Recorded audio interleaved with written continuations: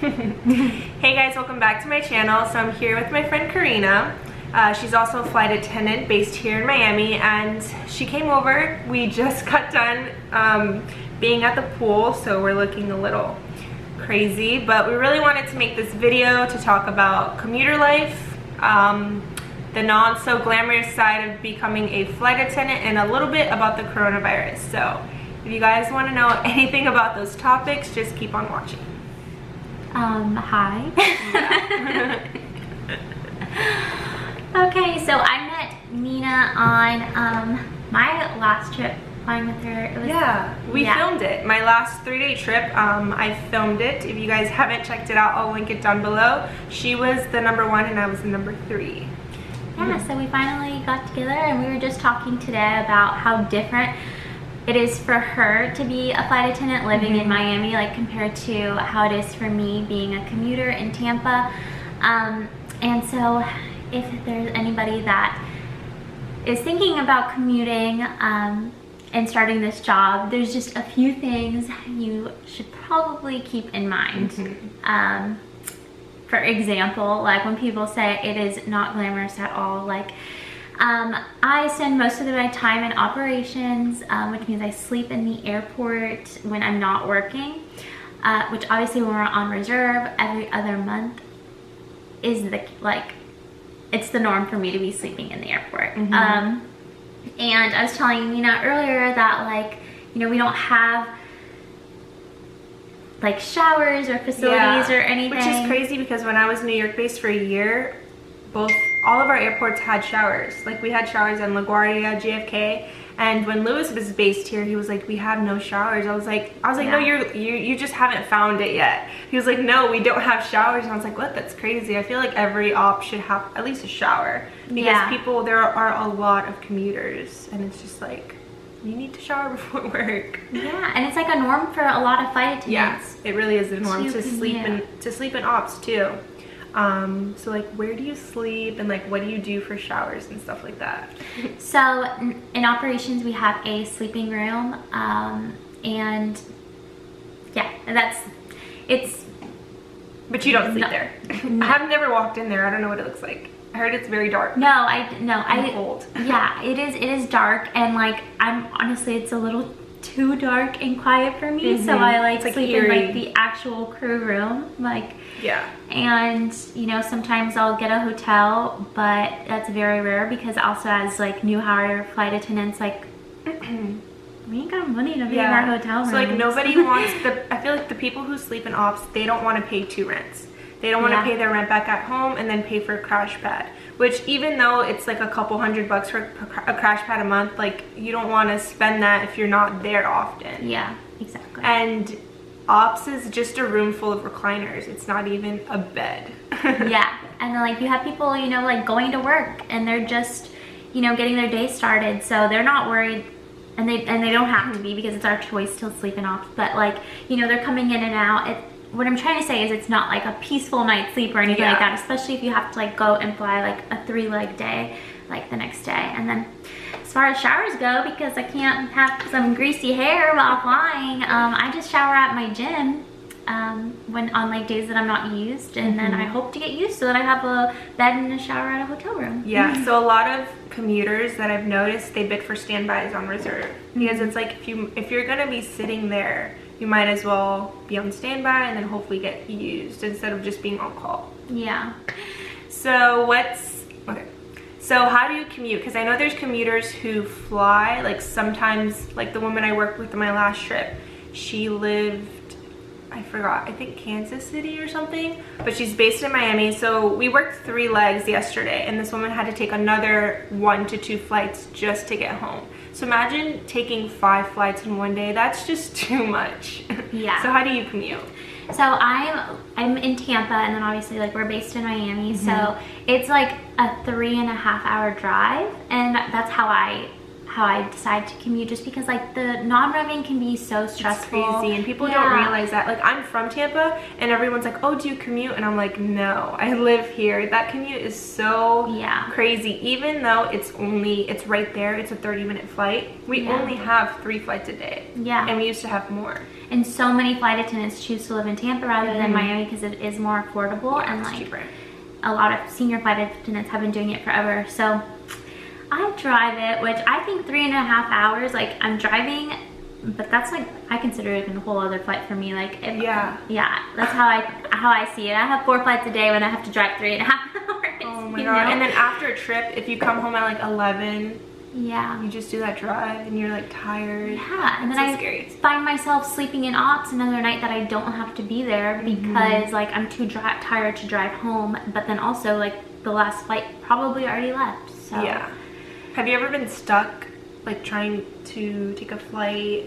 I think not for me, because I mainly drive. I mainly drive, but and because I like just don't like risking it. Like if it's not completely open, I just drive. But you've heard stories of other flight attendants. Like there's so many commuters, and just to have that anxiety of, am I gonna make this flight? Because flights cancel, flights delay. If you have to take 2 flights to get to your base, it's just so much added stress. And I know a lot of people have to commute because, you know, their whole lives is in this one area. And when you do sign up for this job, you say you're willing to work anywhere, but the reality once you're there is just like, and obviously like the horror stories are the reason why I don't. Oh yeah, because you used to be in a crash pad, so like talk about that. Oh my goodness. I'd honestly rather stay in ops than stay. Oh my God. I'm sounding so negative. No, it's okay. This is just one of those videos where we're being completely open, completely honest, and hopefully by now, if you guys have been watching my videos, you know I try to keep things super real. So like, I mean, okay, it was like nice like having a place to go and like rest your head and stuff, but then there's like people living in the crash pad that are like always there, and there's like 4 people in one room, and like you don't want to be like inconsiderate of like their trips and like what they have to fly. So you're like trying to like move slowly through the room and everything like that. Like be mindful of like when you go out in the morning, because they might be sleeping all day, and like, and then there's just like hygiene as an issue. Oh my God, yeah. And like, it was how many people to one bathroom? 8 people to one bathroom. Yeah, and it was, I mean, nobody cleaned that shower. Like, I would go to my gym to shower when I had a crash pad, because I was like, I don't even want to like put the bottom of my feet in there. Oh, like, that's so gross. But not, I'm sure like there are some good ones, but I just kind of quit after that. Yeah. And didn't you say something about someone left chips on your? Yeah, I came back from or commuted in, and I commuted in, and I look at my bed, and there was an open bag of like flaming hot Cheetos on my bed. And then that was just one time, but then another time there was like, my pillow was missing. I'm like, where's all my stuff going? That is crazy. So that's another thing, is like, you don't really know if someone's sleeping on your bed, using your belongings. Yeah. That's crazy. Yeah, crash pads is a whole nother craziness. So it's like, do you want that living situation where there are a lot of good crash pads out there, but you might have to go through a couple of crappy ones to find it? Or do you want to sleep in ops? Or do you want to pay and like live in a super expensive area? It's just, the living situations between flight attendant to flight attendant can be very different. Yeah. So it's not as glamorous as everyone can seem, and it's so hard for someone who's not a flight attendant to understand that. Yeah. Like, even though I'm not a commuter, I like completely get where she's coming from. So like, yeah. It really does affect the job, and if it, I mean, I was very hopeful when I started commuting. But it's something that like I'm having to like really look at right now. I think if I can actually do the commute in the long run. Right now it's my only option, but yeah, so some advice could also be, if you literally have no option but to commute because you have a family and kids and all of that, look at what you can start doing now. Is look at what flights you would have to take to get from your base to where you live. Yeah. So I'd say like 8 to 10, like 8 to 12 flights a day would probably be, yeah, like anything less than, yeah. You can't rely on one flight. No. You just can't. And then also see, okay, let's say you live in, I don't know, give me like a random city where people live in, like Atlanta. Okay, so let's say you live in Atlanta and your company has a base in Miami, has a base in New York, has a base in Dallas, has a base in Charlotte. Try to figure out which base would be best, because you would think, okay, I live in Atlanta, Miami is closest to Atlanta, but maybe that flight Miami to Atlanta is always full. So then you should see maybe moving to Charlotte, being Charlotte based might be best, because those flights, they have like 10 flights a day versus Miami to Atlanta may only have like 3. So there's just a lot of little things that you have to consider when you're commuting. I hope I didn't scare everyone on this. Like, it's a great job. Yes, so it is. Yeah, like, do it. And so many people touch on the greatness of it, the flexibility. Yeah.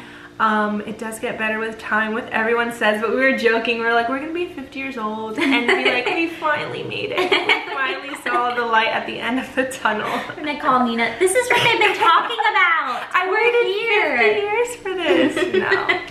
But, yeah. And I think some people can just kind of like also be like, okay, this is the situation I'm in and I'm gonna make the best out of it. And then like some people can like, but like it could, I thought I was gonna be one of those people, but honestly, like, I'm struggling a little bit with like, with like being able to do that and decide that I'm okay with it. So now I have to think about next option. But you just have to know who you are, I guess. Yeah. Sorry if this feels like a super negative video, but it's just, we're just gonna put all this bad things in this one video. We're gonna, you know, we obviously touched on the downside of commuting. We wanted to briefly touch on the cons of being a flight attendant, which I feel like as a flight attendant, we do complain a lot about little things. So like on a day-to-day basis on flights, there's certain things that flight attendants complain about, and it's just like doing the safety demo. Yeah. Like a lot of us hate doing the safety demo, but at the end of the day, I'd rather do the safety demo for 2 minutes than work at an office and like have to do a task for hours, you know? Yeah. So we do make these little itty bitty complaints, but like some major like negative things can be commuting. It could be pay for some people, because you do, depending on where you came from, you can take a bigger, like a pay cut. But in my mind, I think it gets better with time, because we get 2 raises a year. Yeah. And like by the time we max out at what, 30? 33 or something, we're gonna be making 70 an hour. Yeah. Like that's crazy to me. So it does get better financially. At first it's gonna suck, depending on what situation you're in, because you may be in a situation where you live with family, you don't have a lot of bills, maybe you have a spouse that takes care of you a lot or can like afford for one person to take that pay cut. So yeah, it's different in every situation, but it does get better. Yeah, for me, definitely, it was like when I got this job, I was like, whoa, I've been making this money before. So, right. But then, yeah. But we spend a lot. Like, exactly. I feel like we make good money, but we spend it. Yeah, and okay, I don't want to like go back to the commuting thing, but then yeah, like when you're a commuter, you're literally paying money to go to work, because if I got a crash pad, like that's $300 that I'd be paying to go to work, and then even without a crash pad, like commuting, your gas, like gas costs money, and food, like, you can't ever meal prep, do you? No. Oh my god. So you're on reserve, like you'll throw it all away, because I have to have it with me at all times, and so. And then when you go on trips, it's like you have to eat, and you're constantly, you know, working these flights where it's like, I don't know, it's like cheaper for you to stay home, right? That's what I feel. Like my roommates say that they spend more money being home, but for me it's the opposite, because when I'm home, I like cook. Yeah. You know, I'm not out spending a lot of money, so. That's for me too, I would say. Like I get stressed out sometimes. I think I told you this once, that like one time I was like, I don't think I can. I had a trip in Fort Lauderdale, and when we go to Fort Lauderdale, or no, it's West Palm Beach.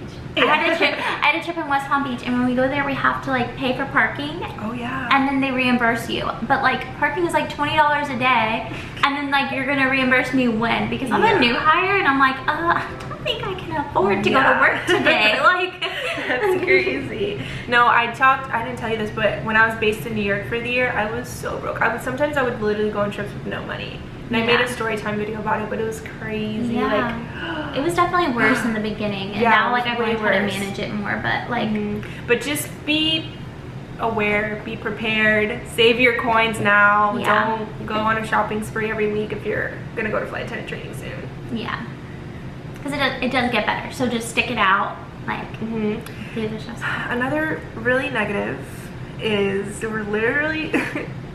It's just this whole craziness of this virus. It's getting super serious. I'm not gonna lie, at first I was like this is gonna go away like everything else, you know. The media makes this huge big deal about one thing, and it's just craziness, and then like what, 2 weeks go by and it goes away. But with this, it's like every day it's getting worse and worse for us, for businesses. It's really scary. It's really scary.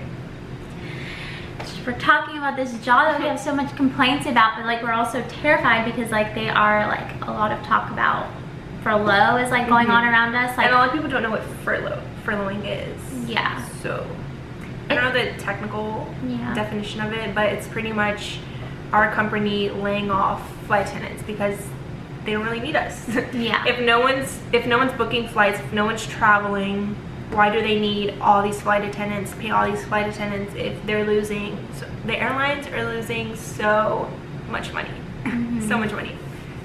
Yeah. So yeah, there's a lot of talk about furloughs, which is pretty scary because it's like there are a lot of flight attendants who have a second job, who have their side hustle, their businesses, they're well off. But there's a lot of people like us where we're like, this is our main source of income. If your job was taken away tomorrow, what the hell are we gonna do? Yeah. So it's really scary. My battery's dying soon, so we're just gonna keep talking until it dies. And on top of that, like it's not just like losing a job, like it's losing like a dream that we had. Like I feel like a lot of people feel like very passionate about being flight attendants. You don't go into being a flight attendant if you don't feel passionate about it. Yeah, like, something that you want to do. Exactly. And so like everyone's not just scared of like losing all their money, but like also their dream. Yeah. And also I feel like a lot of people think we're super worried about being sick, which we are, but I think a bigger worry for us is losing this job, at least for some people. And it's just now starting to hit me that if I get this virus, honestly, like I think I'll be fine. I don't think I'm gonna die. But it would kill me if I were to pass it to like my family, you know, or other people.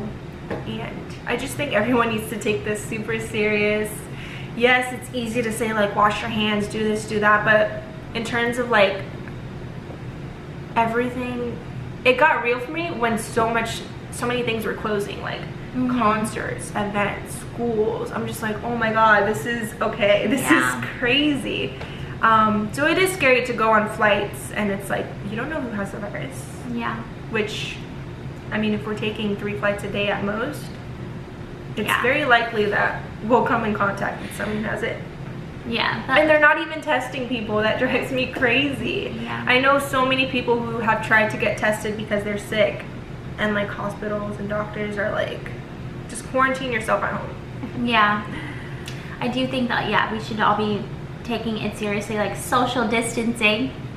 She came to visit me today. But yeah, just like we just have to take it seriously to keep other people safe, the ones that aren't going to be so lucky. Yeah. I wish Lewis was here more to talk about it, because he can just go on and about it. But I don't know, this is pretty much my opinion. I don't want to make this factual, because there's a lot of information out there that is factual, and there's a lot of opinions out there. So I do think the media has blown it up, but at the same time I do think it's something that's super serious, because it spreads like crazy. But I don't think that everyone who gets it is just like dropping dead from it. So I don't know, it's a crazy time for flight attendants. It's a crazy time for businesses. If you know a flight attendant that has a small business, oh gosh, support them. Support them. So I haven't mentioned this on any of my platforms, but I have been creating a business. So I guess I will announce it here. It could be the one great thing about this video. Yeah. is I decided to start my own lash company. So I want to start doing lash extensions. Ever since I got mine, I just fell in love and I really wanted to do it. So I got my certification. I practice on my friend Taryn. She's gonna let me do her lashes. So it's kind of a bummer because I have this where like I'm putting so much work into it, so much money, and it's like now I'm afraid to even talk about it because I'm like, who wants to get their lashes done now? And it's just like so much going on. So as I was saying, I have started my own lash extension business. I will link my Instagram so you guys can at least follow me along this other new journey, and yeah, we'll see how that goes because in April I took a leave. I practically furloughed myself. No. So our company did offer leaves, and I took one in April originally because I was going on a 2-week-long trip to Southeast Asia. So we were supposed to do Bali, Singapore, and Malaysia. And we, a few days ago, decided to cancel it because of everything that's been going on, which is so frustrating. So frustrating. And I can relate to people who already have trips planned. Yeah. And had to cancel it. So we decided not to go, but I'm still off for the whole month of April. I can pick up trips, but at this point it's like I don't even want to fly. Yeah. I really don't want to fly, so I don't know what I'm gonna do yet, but that's my situation. So you'll see what she does to my lashes Yes. on her Instagram page. Yes, so make sure you follow my Instagram, follow Corina's Instagram. She also goes by Nina, so this is like the Nina and Nina show. Nina and Nina. She also has her own YouTube channel, so make sure you guys follow her so she can upload more. I'm trying to encourage her to post more. Yeah, let me know if you guys want to know the very unglamorous life of a commuter, and then maybe I'll post some more. She's like, no, I don't want to talk about it. I'm like, no, people love this. They want to hear the real deal. Yeah, I was about like, being a flight attendant. I have to show people like me showering at my gym. Like, hey guys, welcome back to my channel. This is Ops. This is my bed. Yeah. It's a recliner. It's lovely. Yeah. So yeah, there is a lot going on in the airline industry. A lot of airlines, probably every airline is offering leaves. So the more leaves that flight attendants take, it kind of helps the company because they're pretty much letting flight attendants know like, hey, if you don't have to work, if you don't want to work for this month or 2 or 3, you know, take off. I think you still have the benefits of flying, but you don't, and medical benefits, you just don't get paid, obviously. Yeah. And you know, a lot of people want that maybe because they don't really, a lot of people have this job as their like second thing, their second source of income. Yeah. Something for fun. So it just all depends. So you're gonna be on a little vacation. Yeah. That's what April looks like for me. I don't know. I mean, I feel like if I see a really cool trip, a 1-1 long layover, I'll probably pick it up if I can. But we'll see, because there's also talk about, I don't know, like, I don't know what's going to happen tomorrow or next week. Like, I don't know if they're going to cancel domestic flights. Yeah, and I mean, what, would we just all stay home at that point? I know, like okay, guys. Oh, that's so, I literally have chills right now. Oh my goodness. By the time I upload this video in a day or two, I bet something else, something crazy. Because it's been every day, yeah, like you said, it's been every day that something's going on. Every day. So stay safe. If you have any flight attendant friends, check on them. Check on your friends with businesses. Yes. Because this is not only affecting us, it's affecting everyone. I haven't even gone to the grocery store yet. I don't even want to be a part of that madness. I think it's ridiculous. Yeah. Why do we need to stock up 50 rolls of toilet paper? 50 cans of beans, of rice, like, come on guys. Let's be real. Alright guys, my camera died, but we're not done with this conversation, so I'm recording on my phone, so hopefully this doesn't drive you guys crazy. I'm sure you guys understand. Yeah. So, we were talking about Corona and the toilet paper. Guys, if you're gonna like, okay, the fact is like people are actually going crazy and like getting into fights at the grocery store over toilet paper. Like, you don't even need toilet paper to survive, and that's like what's taking away your humanity. Yeah. Like, get with it, people. Seriously. I know none of Nina's subscribers would be like that. I hope not. All 4,800 of you guys. That's a lot. Let's get me to 5K, guys.